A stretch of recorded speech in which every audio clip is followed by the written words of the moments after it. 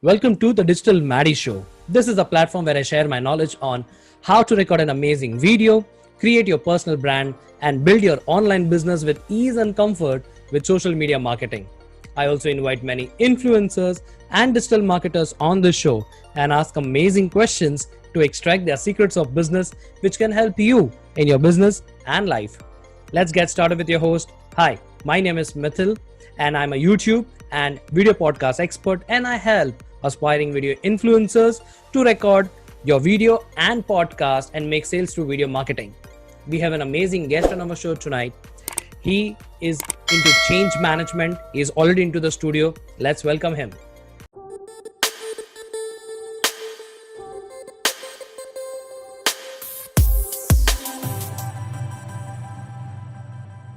So let's welcome on our show Ashok sir.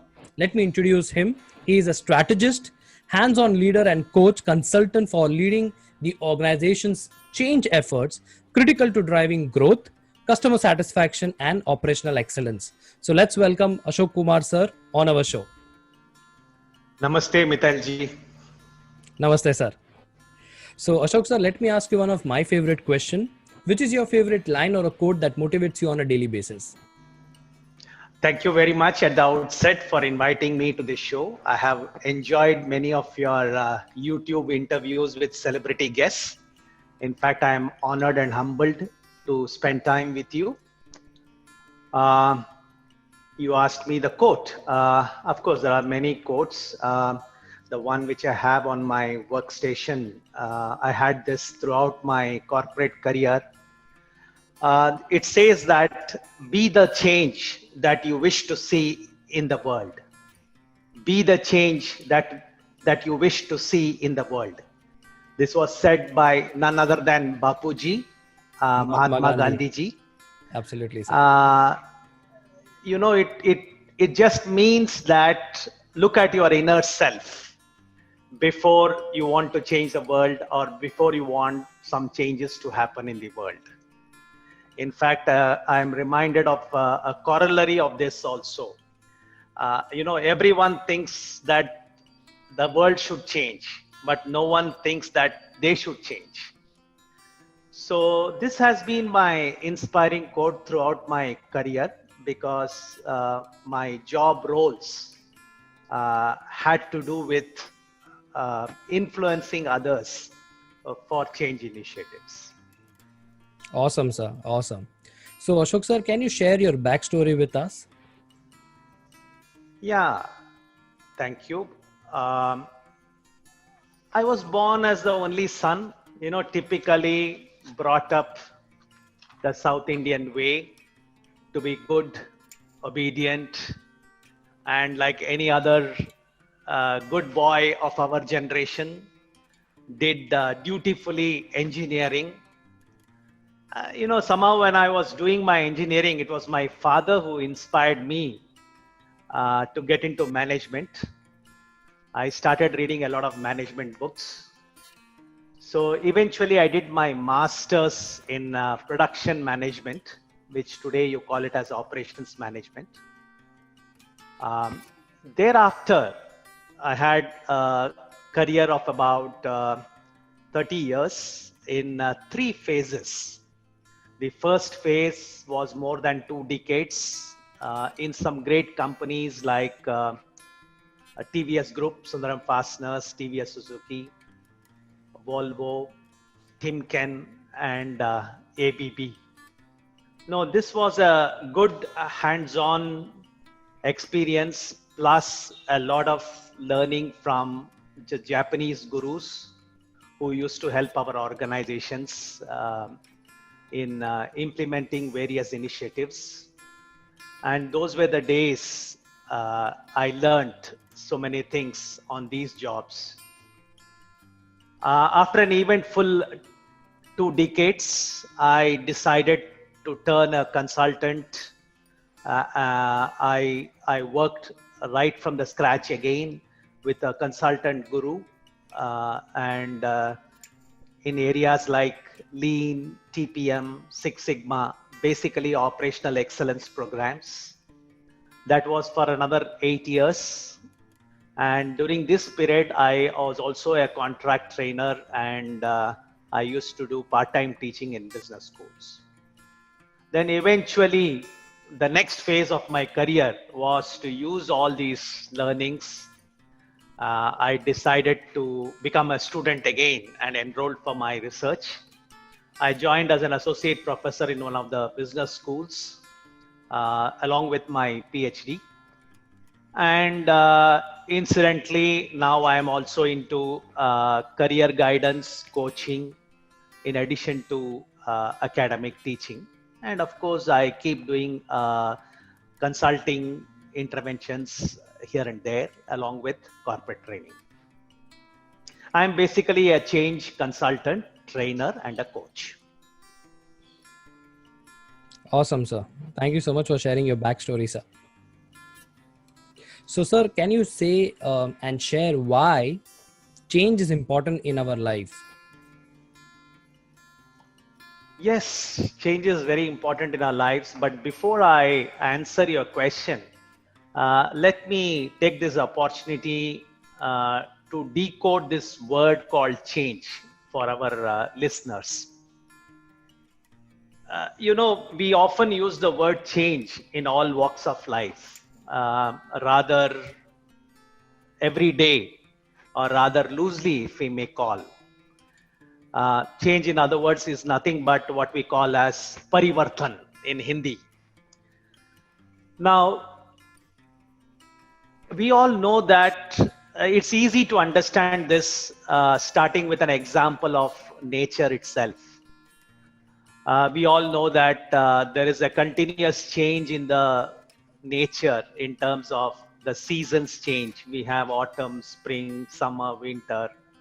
And take, for instance, even the child birth, when the child gets conceived and born, there's a lot of changes which accompanies the growth of the child in the mother's womb and also in the mother's health. And eventually, even after the child is born, we all of us grow into adults and go through changes in life. So this is what, in a very crude sense, what parivartan means. It's like the butterfly, or the butterfly comes out of an egg, and then the larva, and then it comes out of a pupa into this world, similar to the childbirth. Now, that is how the nature keeps changing. And you know that the same thing happens to the physical world and the organizations as well. And we all say that the physical world is changing, the world is changing socially, economically, physically. Physically also, nature, in terms of the depletion of ozone or the ice, glaciers, all are changing. So this change is nothing but different from one state to another. If there's a difference from the previous state, that is called change. Or we can also say that it is making or being different. Sometimes this change is intentionally induced to make. And sometimes we say that we should change. Then you have to become different. So that is what we mean broadly by the term change. Now, you asked me why this is important in our lives. It's part of our life, in fact. As I said, we all keep changing as human beings along with nature, both inside as well as the outside. And if you take the world, or if you take the organization, the context keeps changing. Today they say that business works in a VUCA world, which means the world is volatile, uncertain, ambiguous. So essentially, nothing remains constant in this world, including the nature, the human beings, as well as the businesses and the world. Now, I'm sure you are now accepting that change is a constant, which we cannot do away with. Now, along with constant, there is one another parameter which also is constant, which means along with change comes with problems. You know, in fact, this beautiful analogy was explained by one Dr. Adizes in his methodology called Adizes methodology, where he says that every change comes with problems, and we try to learn to solve these problems. And when we solve these problems, one set of problems disappear and comes another set of bigger problems.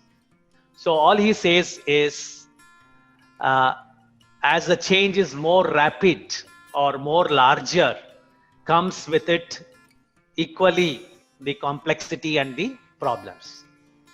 Now, along with problems, to solve those problems, we need solutions.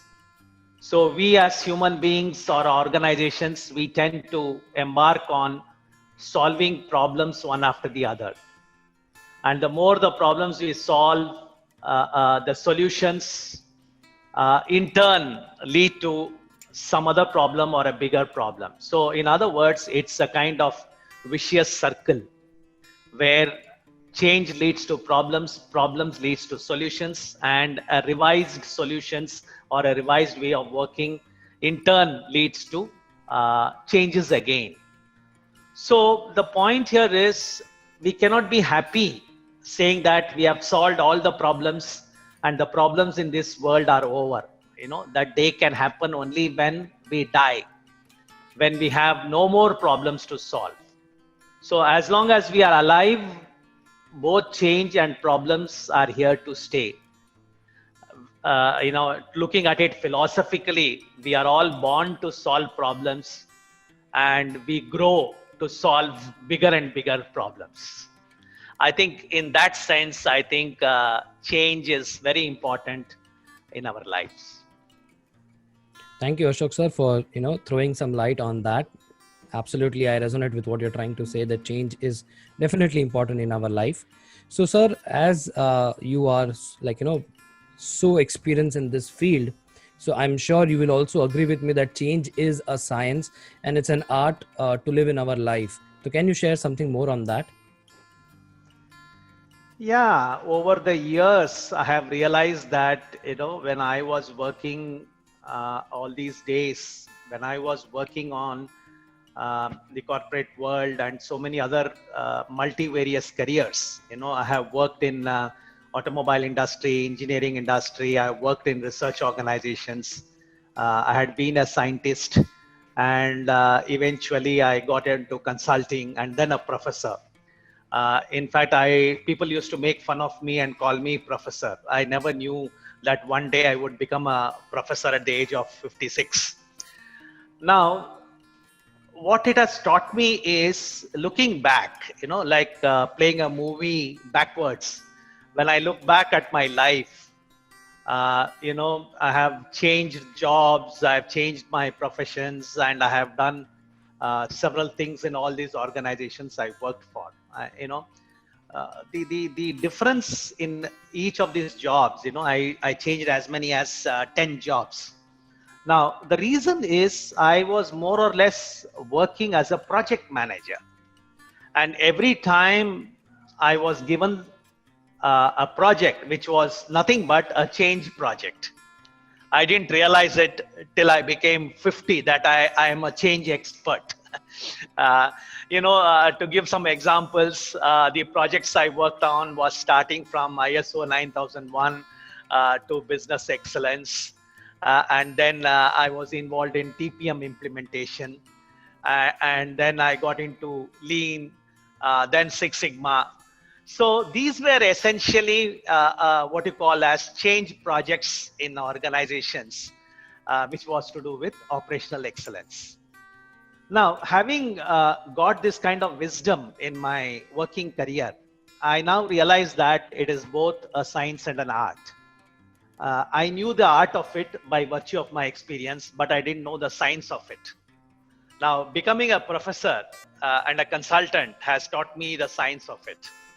Now, when I say science, as I started with the example of nature and childbirth, everything is a science. A mother has to understand how to look after the child. Unless she understands the signs of the child growing, the biological changes happening, she will not be able to be a good mother. She has to understand the science of change. Similarly, when you want to look after plants in your garden, you have to look after those plants and understand what change is happening within those plants. So this change is a widely researched subject in management today, and it's more of an interdisciplinary science. And most of the management sciences have integrated with each other to understand this process of change. So there is a behavioral aspect involved. There is a humanistic psychology involved. There is a personality involved, the personality of the people. And there is a leadership in terms of the organization, or even take at the national or the governance political level. So all these are involved as a science. And one has to understand the nuances of this process of change, which I call it as science, if one were to implement change and be successful in it. So coming to the art aspect, if change has to be a success, most often in the world we see that change happens, and then what happens is this is a very temporary, momentary change. And in organizations, the same thing happens. People say that we have improved. The morale of the people has improved, the productivity has improved. And what happens is, after some projects are implemented and something change happens in the organization, everything goes back to the old situation, drift back to the original level. So to a great extent, it's an art which we have to master to see that the success which comes with the solution I said, when changes happens, this has to stick, and you need certain skills as an art to manage change. So that is why I consider it as both a science and an art. So we may not be wrong in saying that change is both a science as an art. It needs the skills of an artist, and it needs the understanding of the principles of science, principles of change. This is amazing, sir. The examples that you gave, which are related to change, are awesome. From mother understanding the changes of the child to a person who is fond of gardening, so understanding that. So the metaphors were really awesome, sir. Thank you for sharing that. So, sir, you said that there are certain skills required. So, which skills are required to make the change happen? Now, coming to the skills, I would say that you don't have to learn these skills in a formal way as far as common sense and everyday life is concerned. I have seen these skills in every housewife who manages change within the family, or every mother who manages the change in the child growth, or the way they bring up children, and probably the way they manage the family with the change in the economic status of the family, whatever it is. But having said that, when you look at the organizational context, or in a bigger perspective at the national context, in the national context or in the public space, you can say it is governance. And in the organizational or in the business sense, you can call it as a leadership. So skills are necessary to manage change of a larger complexity, of a larger scale, both at the public space as well as within the business. Now, when I say skills, the skill starts with what you call as a vision or a leadership. You know, when I say leadership, there must be a compulsive need for change. You know, people, unless they see that there is a burning need, you know, they say that burning mountain, uh, create a platform for the burning mountain. You know, there's an interesting book called The Iceberg is Melting. It talks about where the iceberg is melting, and the dolphins are all uh, trying to save that iceberg. And similarly, there's another small book called Who Moved My Cheese. So these are all a lot of metaphors, and lots of these books convey this skills for change. Now, coming back to what a leader has to do is create this vision and the need for change among the people, to see the need for accepting and participation in the movement for change, I would say. And then when the vision is created, what happens is there are a set of people whom we call as the implementers, or the change agents, or what you call as the champions. You know, these are all loosely used words. And here you have skills like the change agent, the change facilitator, the coach, the mentor, and the black belt or the green belt in Six Sigma. You know, these are all the skills which are associated with bringing about those organizational changes and building the organizational capability in solving problems. As I told you, at a very fundamental level, change brings problems with it. And what skills you are teaching the people is nothing but skills to solve these problems, and training those peoples to build the capability to solve these problems. That is what is the skill all about. And if you look at specific skills like, you know, it's the coaching and mentoring skill, where people have to be negotiated, cajoled, why change can do them good. Because, you know, change brings a lot of fears. People are worried that if technology comes in, or if automation comes in, they might lose their jobs. So, you know, people are always under constant fear when the status quo is disturbed. You know, people are happy to work in their comfort zones. And the moment you disturb the apple cart in terms of the organizational changes, the mergers or the acquisitions, so what happens is people have to be negotiated for change. People have to be mentored for change. People have to be shown what is good coming for them, and so on and so forth. And even in the family, you know, again, coming back to the personal lives, you know, let's say we all get married, you know, when you get married, again, it brings the change in your personality. You know, suddenly you are expected to live with another girl or another spouse who has grown in a different family, and there is going to be a what you call blend of two families, blend of two cultures, and then you start changing your personality and start adjusting to live with your spouse.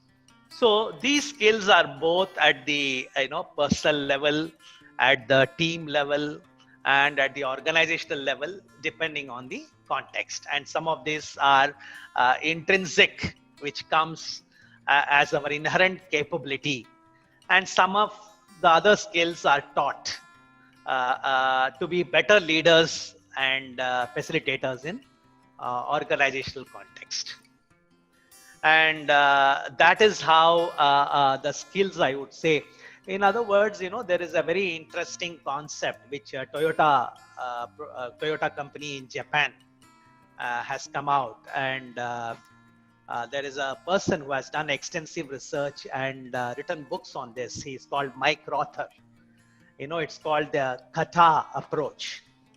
So what he says here is change is nothing but you need to help people with the skills to understand what is the current situation or the current state, and give them a goal or a vision or a path towards what you want to achieve in a future state. So this path of moving from current state to future state, understanding what you are presently and understanding what is the gap to reach there, is what is called as the change skill. And now this is not going to be easy, when you want to move from one state to another state. As I told, the terrain is not going to be smooth. I mean, take for instance our own country. If you want the country to progress, then you got to take harsh decisions. You got to take harsh decisions, be it demonetization or be it economic decisions, and these are often talked about. But these are nothing but when you take these decisions for changes to happen, then comes what is called as obstacles. Now, obstacle is what I mean by the terrain is not smooth. And then you learn to grapple with these obstacles or problems and try to solve them. And that is what is the skill which is needed, both at the micro level as at the macro level, to handle change and the associated problems with how to understand obstacles. Now, there is one more thing here, sometimes what happens is in this kata approach, what they say here is your knowledge domain is also limited. So when you start crossing the path towards change, the unknown also gets known through your opening up of the thinking process, the cognitive processes. And this is where you help people to broaden up their horizons, to think out of the box, to come out with alternative solutions, and then train them, saying that your knowledge is limited. In fact, I got into teaching at the age of 56. After working in industry for and consulting for 30 plus years, I mean, I felt very humble when I got into teaching. What we know is only a small drop in the ocean, a small speck. The ocean of knowledge is so big that you are humbled. And this is what happens when you are discovering knowledge on the path towards change.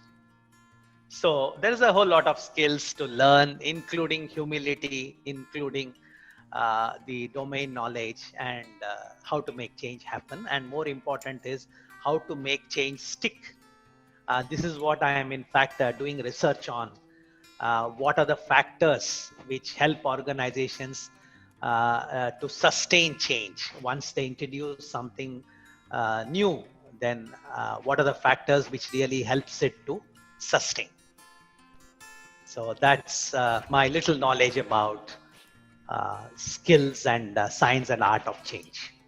Awesome, sir. Awesome. And thank you so much, sir, for sharing all that amazing value with us. So, Ashok, sir, all the people who are listening to this particular episode, if they want to connect with you, how can they do that? Of course, I've just got into the digital space. I'm very active on LinkedIn. I have just started doing podcast, LinkedIn podcast, my email ID, and shortly a website. They can get in touch with me for any of the academic requirements or the consulting or coaching requirements. Awesome. So all the people, the links are available in the description. Do check out those links and do connect with him on LinkedIn. He is an amazing person. You can learn a lot from him. So Ashok sir, before we end this particular episode, would you like to say something to our viewers? Yeah, I think I will take this opportunity because especially in this COVID situation, I'm reminded of a Sanskrit shloka from Bhagavad Gita. It goes like this: Paritranaya sadhunam vinashaya chadushkritam dharma samstha pranayartham sambhavami yuge yuge. Basically it says that God is a protector of all good, the destruction of evil, and the establishment of dharma, that is righteousness. And he keeps born, or he gives takes birth from age to age. Now, why this is important in today's context is it's a reminder of the fact that all changes, what is happening, is all governed by the supreme power. And we are only witnesses in the process of change. And the governance of change is the supreme power. And now, as long as we realize that we are not the doers, but we are only the seers of this change or the process of change, and we will have the necessary skills to cope up with this change, what is going through in this COVID season. There is a lot of harm, there's a lot of suffering, but nevertheless, what change is happening, it is for the overall good. And I'm sure mankind will have the necessary coping skills to come out in a new world and make it a better place to live in. Thank you so much. Thank you so much, Ashok sir, for accepting the invitation, for being a guest on the show. It was our honor to have you on the show, and thank you so much for sharing so much awesome values with us related to change and how to take the things further. Thank you, Mithalji, for the wonderful opportunity to be on your show and expressing what little I know with my listeners. Thank you so much for the opportunity given. Great, sir. Great, sir. So you have just listened to the Digital Maddie Show with your host, Digital Mithil. Thank you so much for listening to our show and giving so much love. Don't forget to subscribe to our channel, or if you're watching this as a video, and if you're listening as a podcast, do subscribe to the podcast on Spotify or Apple Podcasts. This is Digital Mithil signing off at the moment. Until next time, keep rocking. Catch you in the next episode.